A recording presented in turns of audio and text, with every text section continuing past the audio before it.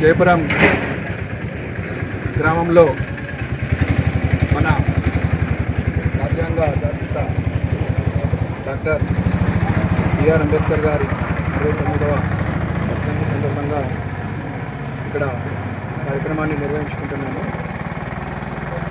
మరి మీ అందరికీ కూడా తెలుసు, మరి ఈరోజు మనం ఈ మంచి వాతావరణం, ప్రశాంత వాతావరణంలో ఉన్నామంటే వారి యొక్క కృషి, వారి యొక్క పట్టుదల, మరి అది కూడా ఏ విధంగా వచ్చిందో కూడా మరి మీ అందరికీ కూడా తెలుసు.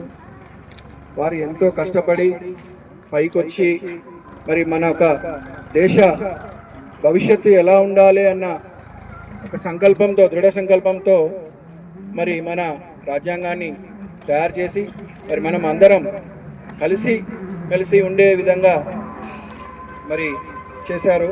వారికి మనం ఎంత చేసినా కూడా, ఏం చేసినా కూడా తక్కువే. మరి వారి దయ వల్లనే మనం ఈరోజు ఇంత ప్రశాంత శాంతియుత వాతావరణంలో మరి మనం జీవిస్తున్నాం కాబట్టి మరి వారికి మనం ఎన్ని కోట్ల జోహార్లు అర్పించినా కూడా మనం చాలా తక్కువ. మరి మీ అందరూ కూడా మరి వాస్తవంగా మరి కార్యక్రమం 11 గంటలకే అనుకున్నారు, బట్ అయినా కూడా సక్సెస్ చేశారు. అందరూ కూడా వచ్చినందుకు అందరికీ కూడా, ప్రతి ఒక్కరికి కూడా మరి ధన్యవాదాలు తెలియజేస్తున్నాను. మరి నాకు పిలిచి అవకాశం ఇచ్చినందుకు కూడా కృతజ్ఞతలు తెలియజేస్తూ మరి నాకు థ్యాంక్ యూ అందరికీ కూడా. ఈనాటి కార్యక్రమానికి ముఖ్య అతిథిగా విచ్చేసిన గౌరవ తహసీల్దార్ గారికి, అదేవిధంగా ఈ కార్యక్రమాన్ని ఏర్పాటు చేసిన కేవీఎఫ్ సంఘానికి, అంబేద్కర్ యువజన సంఘానికి, కాకతీయ యూత్ అసోసియేషన్ వారికి ప్రత్యేకంగా మనస్ఫూర్తిగా ధన్యవాదాలు తెలియజేస్తూ, ఈరోజు ఆ మహనీయుడి వర్ధంతి సందర్భంగా మనందరం ఇక్కడ రావడం, ఆ మహనీయుడికి ఘనంగా నివాళులర్పించడం జరిగింది. ఈరోజు బాబాసాహెబ్ అంబేద్కర్ లేనిది మనం లేము. అలాంటి రాజ్యాంగ నిర్మాతకు ఈరోజు మనం స్మరించుకోవడం మనందరికీ యొక్క బాధ్యత. కాబట్టి ఈ కార్యక్రమం ఏర్పాటు చేసిన మిత్రులందరికీ ప్రత్యేకంగా కృతజ్ఞతలు, ధన్యవాదాలు తెలియజేస్తూ, నన్ను పిలిచినందుకు ఆ నాయకులకు కూడా మనస్ఫూర్తిగా ధన్యవాదాలు తెలుపుతూ ముగిస్తున్నాను. గారికి జోహార్లు.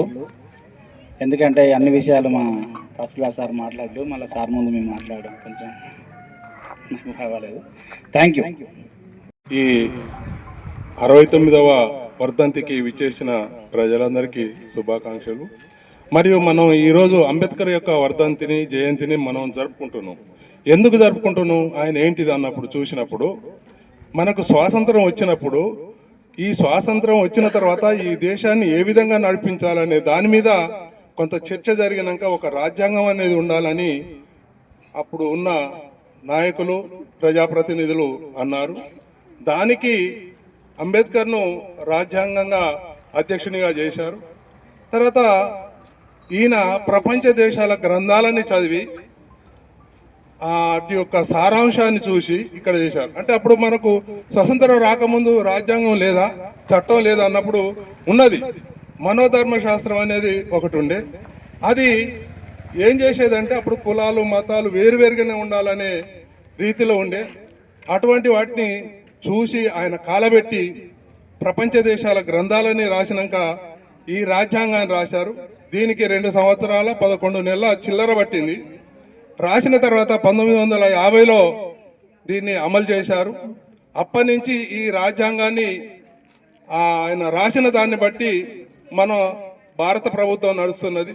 ఈయన రాజ్యాంగం రాస్తున్నప్పుడు కూడా ఎన్నో ఒడిదొడుకులకు ఎదుర్కొని ఆ కుటుంబాన్ని కూడా వదిలేసి అక్కడ ఆయన కుమారుడు చనిపోయినా కానీ అక్కడికి పోకుండా ఉండి రాజ్యాంగాన్ని రాసిన మహనీయుడు. ఇవాళ దళితులకు, బీసీలకు, ఎస్సీలకు ఆయన ఒక మార్గదర్శకుడు అన్నాడు. ఇవాళ ఆయన రాసిన రాజ్యాంగాన్ని బట్టే ఈ రిజర్వేషన్లు వస్తున్నాయి. ఇవాళ ఇక్కడ మేడములు 2 ఉన్నారు, వారి యొక్క దయతోనే ఇక్కడ ఉన్నారని అంటాను. రిజర్వేషన్స్ అవి ఉన్నాయి. దాని ప్రకారంగా ఆయన మనకు అనేక విధాలుగా మేలు చేశాడు. కానీ ఈ రాజ్యాంగాన్ని ఈనాడు కొన్ని ప్రభుత్వాలు లేదా కొన్ని రాజకీయ నాయకులు దాన్ని వమ్ము చేసే విధంగా ప్రయత్నాలు కూడా జరుగుతున్నాయి. ఈ రాజ్యాంగాన్ని కూని చేస్తే ఇవాళ మానవులకు మాట్లాడే హక్కు కూడా ఉండదు. కాబట్టి ఇటువంటి దాన్ని మనం కాపాడుకోవాల్సిన బాధ్యత ఉన్నది. అందుకు ఈ జయపురం గ్రామంలో యూత్ ముందుకొచ్చి ఈ స్టాచ్యూని నిలబెట్టి ఇక్కడ వారిని స్మరించుకోవటం చాలా గొప్పది. దీంట్లో భాగంగా దీనికి ఒక కమ్యూనిటీ హాల్ కట్టి దీంట్లో కొంత సాహిత్యం పెట్టి అసలు ఏం చేశారు, ఎట్లా చేశారు అనేది పెడితే బాగుంటుంది. దానికి యూత్ కూడా కొంత ముందుకొచ్చి, కొన్ని కష్టాలు ఉంటాయి, ఈ స్టాచ్యూ చేసినప్పుడు ఎంత కష్టపడ్డారో, ఎన్నో కష్టాలు పడి చేశారు. కాబట్టి ఆ విధంగా చేస్తే కొంత సాహిత్యాన్ని కూడా మనం ప్రజలకు ఇవ్వచ్చు. ఇవాళ దీన్ని అనుకుంటారు కొందరు, ఇది మాలలదో మాదిగొల్లదో బొమ్మరు అంటారు. కొన్ని ఊర్లలో చూశాను, అక్కడ మాదిగొల్ల బొమ్మకారు అంటాడు. అంటే అది మాదిగొల్లది కాదు, మాలల్లది కాదు. ఇది రాజ్యాంగ నిర్మాత, చాలా గొప్ప వ్యక్తి. ఈయన రాజ్యాంగాన్ని రాసిన తర్వాత ఆనాడు ప్రభుత్వంలో న్యాయశాఖ మంత్రిగా కూడా పనిచేశాడు. అంతటి గొప్ప వ్యక్తి. ఆయన రాసిన రాజ్యాంగాన్ని ఈనాటికి 100కి 110 సార్లు సవరించుకోవడం కూడా జరిగింది. ఎందుకంటే ఈనాడు పరిపాలించే వాళ్ళు వాళ్ళ అవసరాల కొరకు ఆ రాజ్యాంగాన్ని సవరించుకున్నారు. 110 సవరాలకు పైగా జరిగినాయి. అంటే ఇవాళ ప్రభుత్వాలు కూడా వారు రాసిన దాన్ని చూచా తప్పకుండా కొంత అమలు చేస్తున్నారు, కొంత చేస్తలేదు అనేది ఉన్నది. కాబట్టి దీన్ని అందరూ ఎడ్యుకేట్ అయ్యి ఈ రాజ్యాంగాన్ని కాపాడుకోవాల్సిన బాధ్యత ప్రజల మీద, ప్రతిపక్షాల మీద, తర్వాత ఇంకా దీనికి కొంత అనేక పార్టీలు కూడా కాపాడుకునేటందుకు ప్రయత్నం చేస్తున్నాయి. కాబట్టి ఆ విధంగా చేసుకొని ఇక్కడ యూత్ ఒక అంబేద్కర్ భవన్ నిర్మించే అంత కొంత సాహిత్యాన్ని కూడా సమకూరిస్తే బాగుంటుంది అని నేను చెప్తూ ముగిస్తున్నాను. భారతరత్న బిఆర్ అంబేద్కర్ 69వ రాజ్యాంగం ఆయన రాసినది చాలా గొప్ప వ్యక్తి.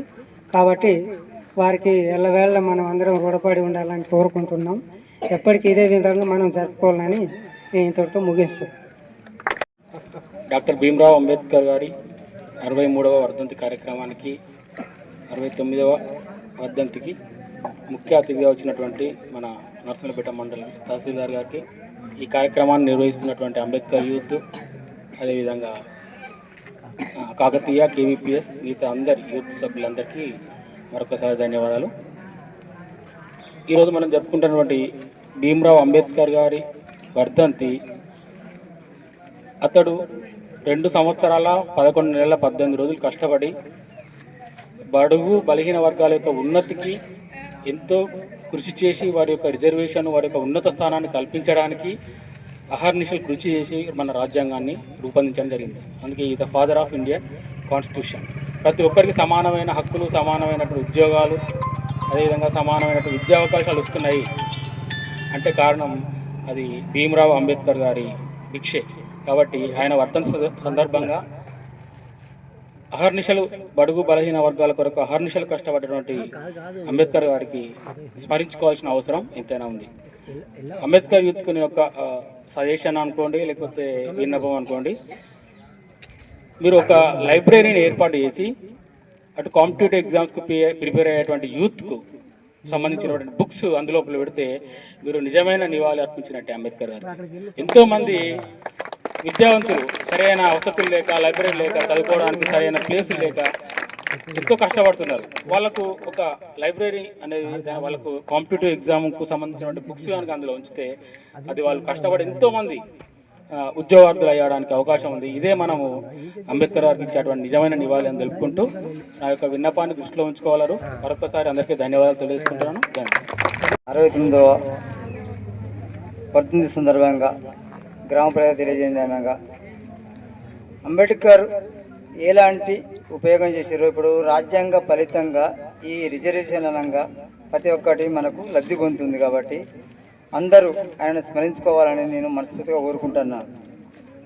అలాగే ఈరోజు సార్ చెప్పినట్టు హెచ్ఎం గారు స్కూల్ టీచరు కానీ వారు చెప్పినట్టుగా ఒక లైబ్రరీని ఏర్పాటు చేసి ఇక్కడ ఒక అకామిడేషన్ ఏర్పాటు చేస్తే భవిష్యత్తులో ఉన్న విద్యార్థులకు ఉపయోగపడుతుందని నేను మనస్ఫూర్తిగా కోరుకుంటూ విన్నవించుకుంటున్నాను. Thank you. అలాగే కార్యక్రమానికి కూడా ఇచ్చేసినటువంటి రేపు దశవరెడ్డి గారికి చెప్పులు లేరా? వాడు తను రాసిండు రాజ్యాంగం దేశం కోసం, తను చేసిండు పోరాటం అందరి కోసం. తను రాసిండు రాజ్యాంగం దేశం కోసం, తను చేసిండు